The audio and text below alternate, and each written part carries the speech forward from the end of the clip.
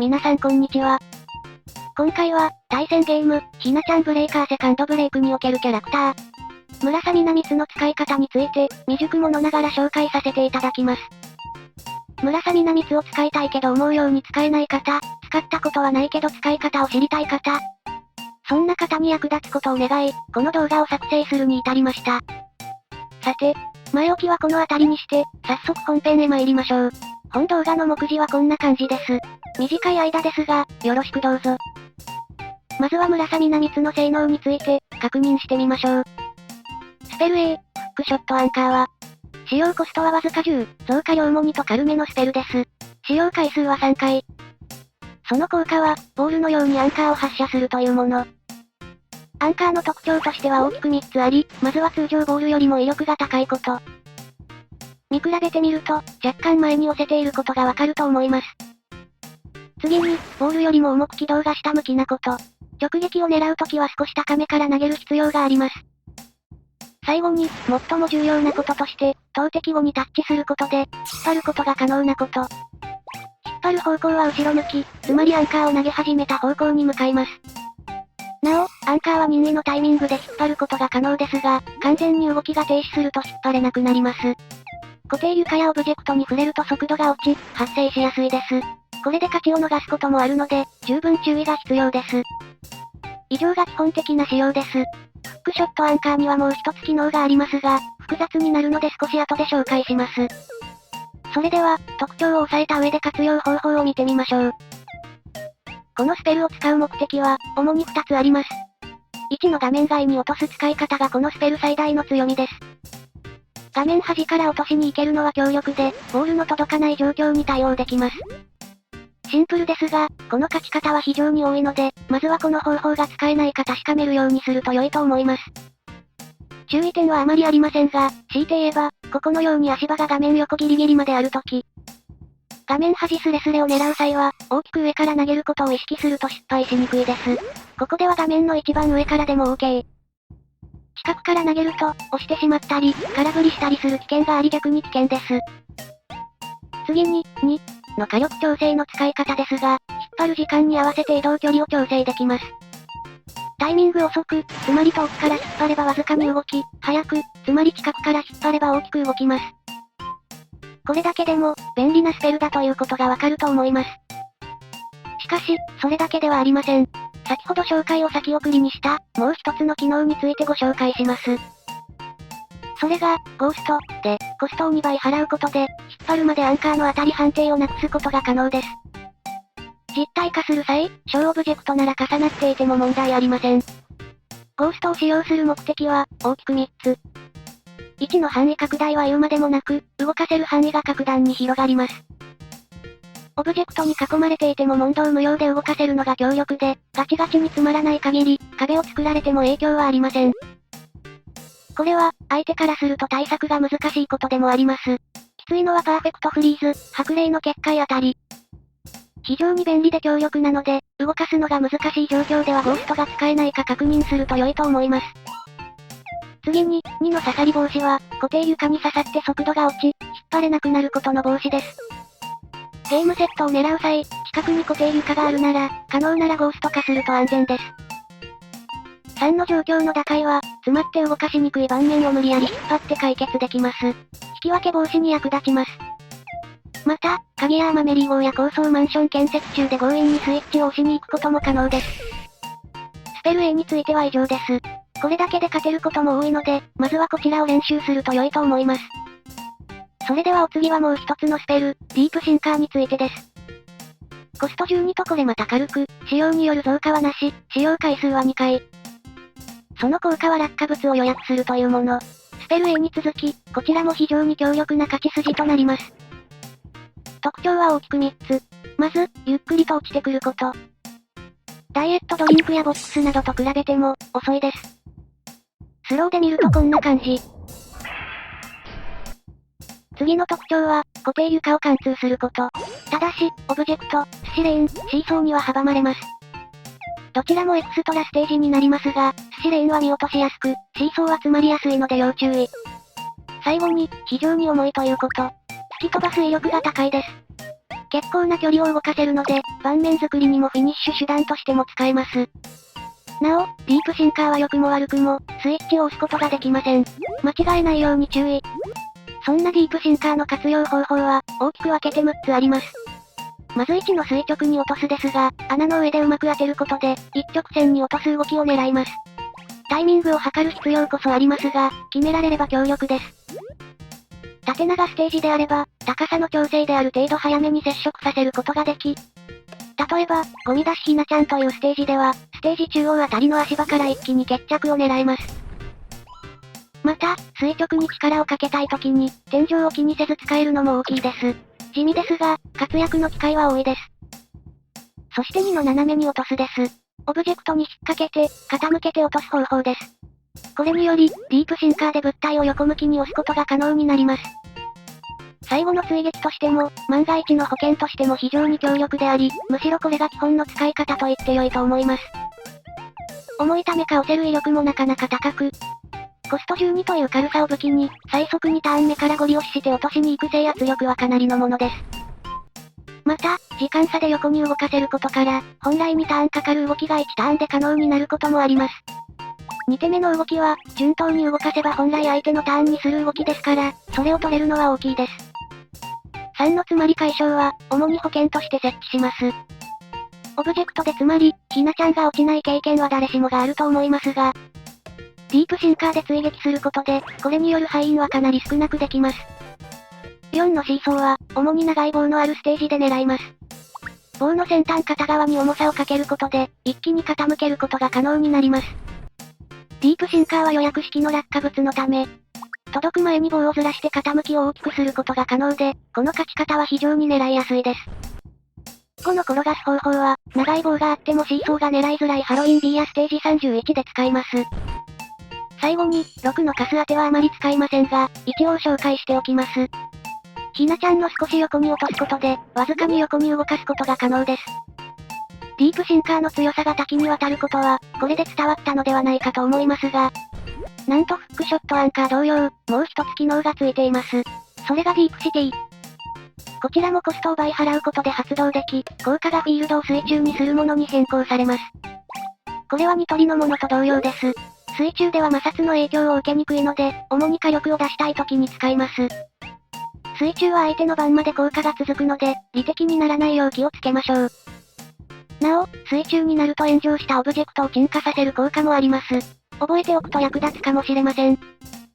万能なスペル B ですが、使用回数はわずか2回と少ない点は要注意。水中とディープシンカーを同時に使うと、それだけで使い切ってしまいます。以上、2つのスペルについて軽く解説してみました。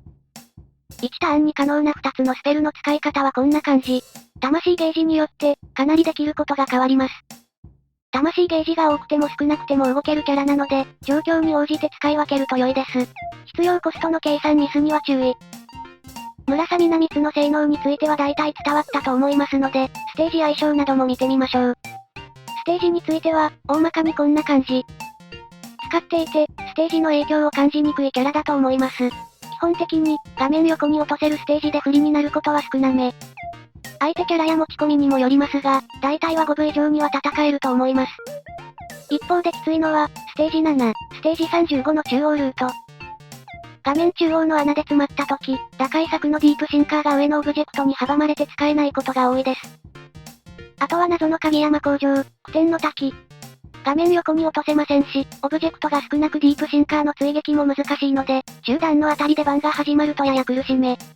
それでも、あまり不利には感じません。勝つこともあります。あくまで、他のステージよりもやりにくい程度です。ステージ以外の相性で言うと、こんなところでしょうか。ワンキル、リターンエース適正は初回例コストがないので×。これは同じ境遇のキャラも多いので、あまり問題ではないです。使いやすさは文句なしの20丸。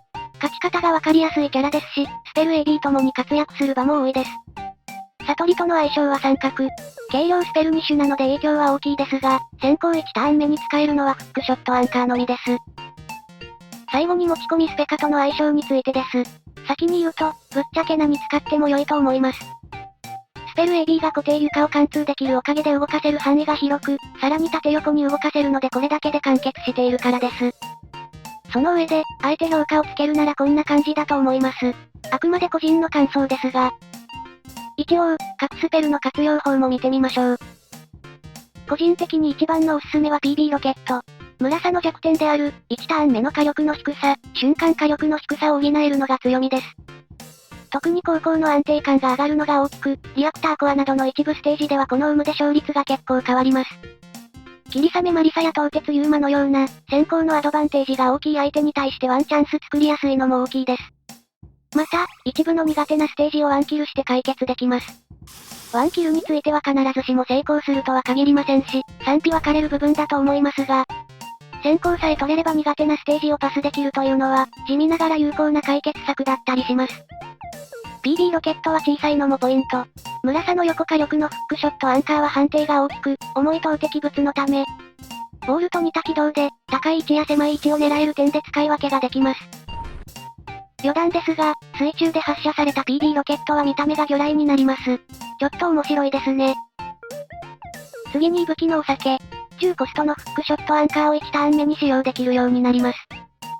ワンキルには向きませんが、リターンエースはたまに狙えます。ルーミアスタジアムなどのステージですね。また、ゴーストやディープシティといったコスト2倍化を使用しやすい点も使いやすいです。これがあれば魂ゲージが足りなくなることはあまりないので、コスト計算が面倒な方にはおすすめ。続いてプチグングニル。活用例ですが、ディープシンカーで触れることで、天井がなくても雷撃を出すことができます。実戦に組み込むことは難しいですが、うまく決まれば意外な勝ち方ができるでしょう。もちろん、コンボを考えずとも強力です。村佐の縦火力であるディープシンカーは固定床を貫通できますが、オブジェクトには阻まれてしまうため、その状況を雷撃で解決できる点でプチグングニルは使い分けができます。また、カス当てして横に飛ばす方法も、水中やディープシンカーでいくらか強く使えます。私がやりに詳しくないのでこれ以上語れませんが、色々な場面で役立つ持ち込みだと思います。お次はスキマポータル。意外にも、村佐南津はスキマポータルと相性が良いです。最もわかりやすいのはフックショットアンカーとの組み合わせで、反転隙間を通すことで、進行方向に引っ張ることが可能になります。結構な火力補助になるので、決まれば強いです。また、ゴースト化したアンカーは隙間の影響を受けないので、相手の投擲を防ぎつつ、自分は動かすことも可能です。ディープシンカーとの相性も良好。くぐらせて落下を早めることが可能です。活用方法が広く、うまく決まれば面白いのですが、何より設置が難しいこと、発動までに1ターンかかることが課題です。さて次は、猫ボールです。こちらは1ターン目の行動を、バフとして強く使える点が魅力です。火力補助も結構なもので、猫化できれば火力不足で困ることは減ると思います。一方で、猫化ではヒナストライクを得られないのは課題です。要するに、魂ゲージが稼げません。村佐南津は軽量スペルを持っているのでこの課題は解消しやすいですが、他の持ち込みよりも魂ゲージには気を使いましょう。なお、猫化すると猫ボールが消える特性から、つまり予防の投擲物としても使えます。もう一つの機能、にゃんこジャンプの方も、うまく使えば強そうです。私は猫ボールに詳しくないのでわかりませんが、ディープシンカーと合わせて、動かし方を広げられると思います。お次は妖刀鍵山。残月は予約制なので単純に動かす幅が増えますし、通常効果のわずかに動かす効果も使いやすいです。また、通常効果で浮かせたところにディープシンカーを当てることで、大きく動かすことも狙えます。他にもおぼろ付きで視覚妨害や結界対策ができ、単純に器用な持ち込みですので、使い慣れている方には変わらずおすすめです。そして次が問題で、美少女フェイス。視覚妨害が貢献するかは対戦相手の腕や盤面の動かし方による部分も大きいので、評価が難しくハテナとしています。一応攻撃用としても使えるようになりましたが、やはりメインは面白アイテムでしょう。パーティーゲームとして見るなら20丸です。あまり活かせてないのは私が普段使っていないのもあると思うのですが、スペル AB とのシナジーが少ない点も痛いですね。続いて、爆弾みかんです。1ターン目は威力が落ちますが、火力を補える点が魅力です。使い慣れている人なら20丸でも良いかもしれません。水中のチャージは結構浮くので、フックで引っ張る際は考慮に入れておきましょう。便利ですが、これは結構ミスします。次はダイエットドリンク。これは丸と迷いました。20丸のポテンシャルは十分にあるのですが、難易度が高いです。スペル B と落下速度が違うので、別々の練習が必要です。機能は2つあり、どちらも強力で活用方法も多いです。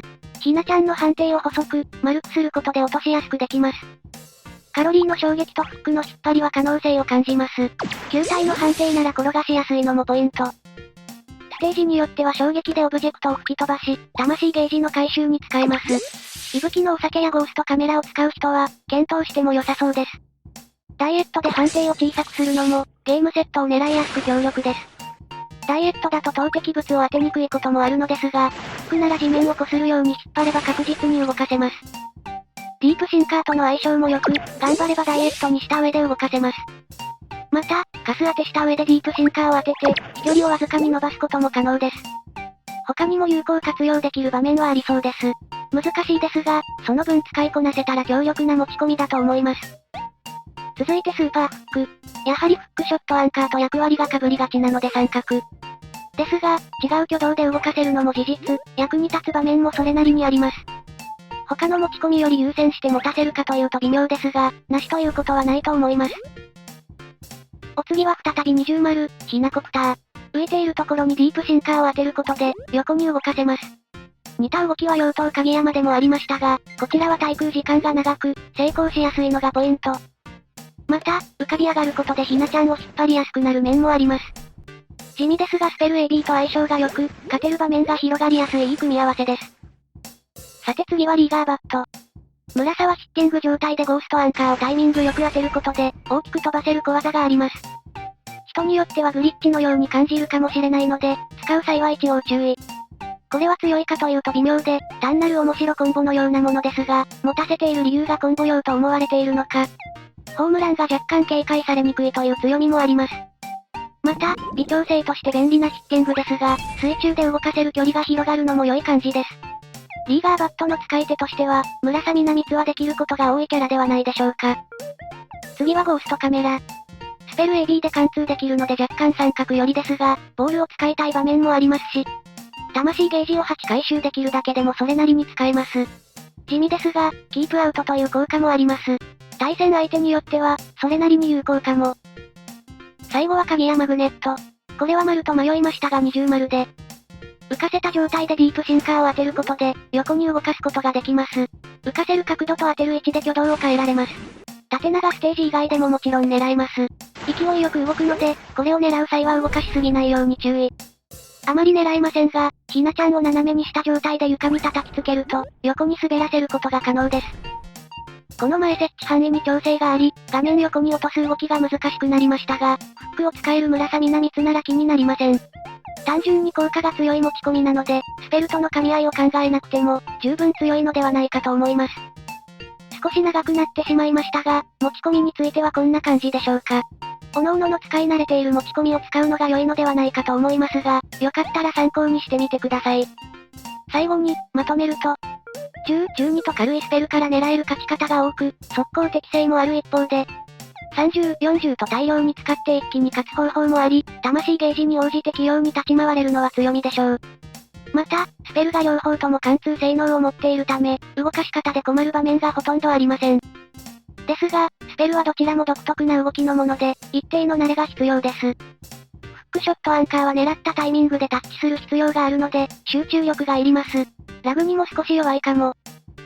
最後に、村サミナミツはこんなキャラを使っている方におすすめです。川城に鳥は水中の感覚をそのまま使えますし、予約効果の爆弾もあります。コンパク用務はコストの違い、挙動の違いがあるもののスペルが壁床を貫通できる点で共通。ハミヤス神経機はバウンドで画面外に動かす落とし方が似ています。魂ゲージに応じた手数の多さも、近い部分があります。これらのキャラは勝ち方が似ているので、やりやすいと思います。逆に、村佐側からこちらに変えてみるのも良いと思います。もしかしたら、自分にとってベストな組み合わせ、なんてこともあるかもしれません。